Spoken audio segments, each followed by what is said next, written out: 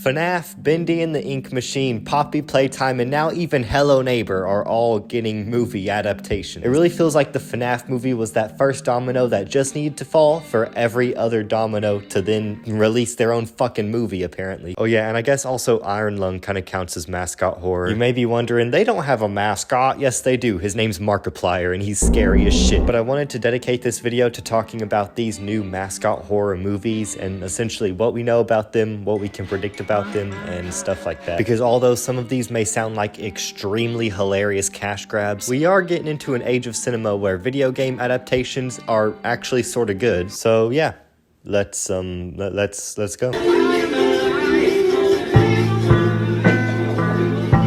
The Bendy movie. Now, no joke, I'm actually genuinely excited for this movie because, like, Bendy, besides Fnaf, obviously, Bendy is probably my favorite mascot horror series for no reason in particular. And not too long ago, they actually announced who the director will be in the form of a video, which is probably the most intense director reveal in the history of ever.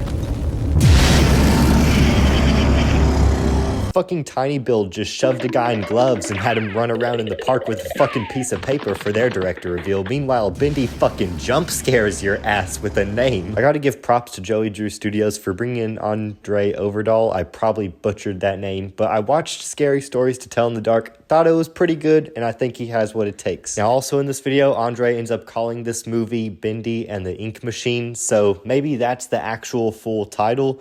But also that may just be me looking way into it too much. That whole video, my man is just strangling Bendy. That's how you know he's passionate for this film. But anyways, moving on to fan casting, I've already seen a few people say that they want Joey Drew to be played by James Jonah Jameson himself. Honestly, I don't really see it. Like, I get the haircut's the same, but everything else is pretty different. And J.K. Simmons doesn't even have that haircut anymore. He's too busy playing Santa. He's all bald now and stuff. No way, actually, I found it. The perfect casting. Oh, okay, you know what? I think I can actually see this one. Matt Smith as Sammy Lawrence.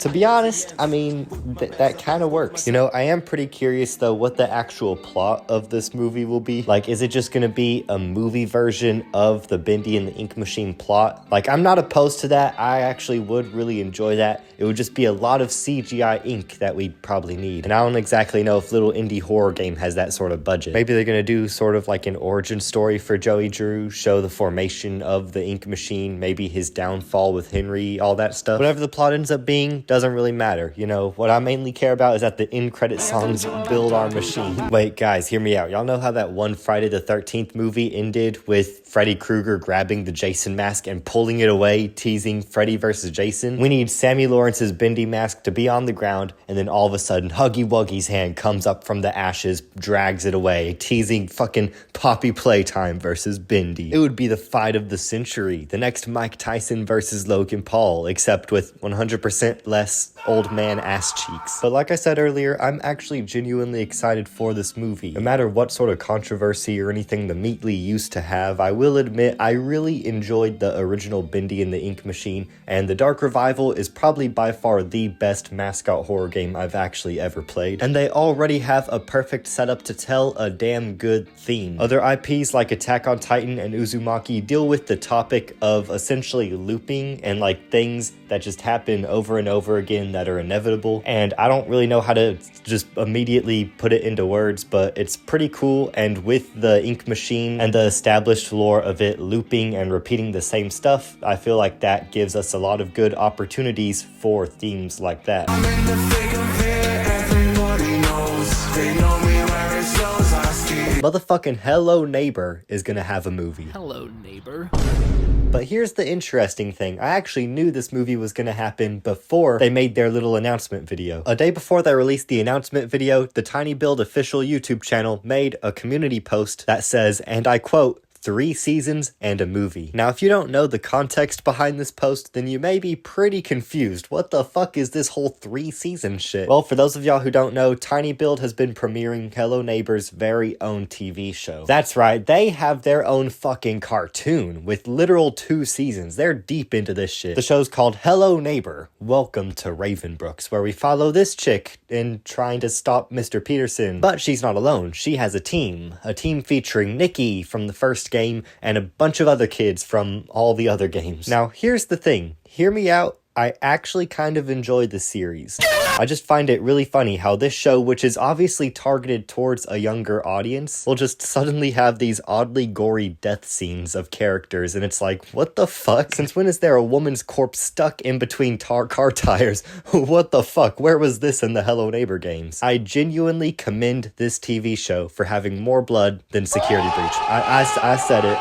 And also, watching this show, specifically season 2, is actually a good way to sort of get an idea of what the Hello Neighbor lore is in the first place. Like, we all know that weird crow fucker that Tiny Build has been loving to put in the recent Hello Neighbor games that for some reason looks very close to Mart but also isn't Mart. I don't know why I'm calling him Mart. It's Mr. Peterson, but god damn it, I just still have that fucking old FGTV video engraved in my brain from like 10 years ago or some shit. I don't care how many times you try calling him Mr. Peterson, Tiny Build. In our hearts, he will forever be Mart the neighbor. But sorry, got off track. What I was trying to say is all these little mysteries that the games don't do that good of a job at explaining, the show actually kind of explains pretty well. The whole confusing crow shit actually gets an explanation in season 2. And what other show has the balls to end on such a fucking banger line?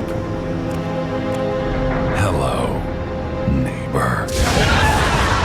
But does that mean that this Hello Neighbor movie's just gonna be a continuation of this cartoon show? Well, maybe not. Taking a look at the director of the Hello Neighbor movie, we can actually see some of his past works. And it seems like he's only really done live action stuff. You know, the old Oliver Stoned, or everyone's favorite Christmas horror movie, It's a Wonderful Knife. Oh man, that sure is one hell of a wonderful knife right there. But honestly, the evidence on whether or not this movie's gonna be a cartoon or live action could go either way. Like the original video teaser for it, where we see the director and all, is filmed live action in a weird plague. What the fuck is he doing? But even though that was live action, it was first actually shown to the public as sort of a little in-credit tease deal at the end of the season 2 finale of the cartoon. But for now, let's just say hypothetically that it will be live action. Then what about the cast? People are already giving fan casts out for The Neighbor. Here are 2 actors that I personally picked out just because solely based off of looks. I have no idea who either of these people are. I just found their pictures on Google. This image right here sums up pretty much what the best casting could possibly be. Mainly because Nikki's fucking Jesse Pinkman. Yo, Mr. White, we gotta break into the neighbor's house, Mr. White. He has the meth in the basement, Mr. White. Jesse, I am the one who knocks. Jesse, wait, holy shit. Bryan Cranston would actually make a perfect Mr. Peterson. Make it happen, Tiny Build. That's the fucking Hello Neighbor movie we all want to see. The big debate. Credit song? It's Tiny Build, man. I think we all know what deserves to be the end credit song, Tiny Build. His dick so long, and he just made me creep. The Fnaf movie too. That's right. We're getting so many cool new things with this new Fnaf movie, like Toy Chica and Toy Chica. I'm genuinely scared for humanity the day that Toy Chica is brought to life. Scott knows exactly how he's gonna get all the people who saw the first movie to get tickets for the sequel as well. She is such a bad bitch. But enough about these animatronics. Let's move on to the best part about the FNAF lore, the humans. Yeah, even though half the time they're not even human. We've already seen a little bit of the cast, but who should play Henry Emily? Well, in all honesty, I've always pictured Brad Pitt as like Henry Emily. Like, they just look very similar to me, and I know, like, that's pretty much impossible. That's, like, never gonna happen. Brad Pitt's, like, way too expensive. So, instead, I nominate Chris Pratt. And as for Charlie Emily, I think it will take somebody of special skill to play as somebody that young, but still have that important of a role. So honestly, I also think Chris Pratt. And let's not forget Jeremy Fitzgerald. Of course, he's probably going to end up being the Bite of 87 victim by the end of this movie. And so we need somebody pretty iconic to play him.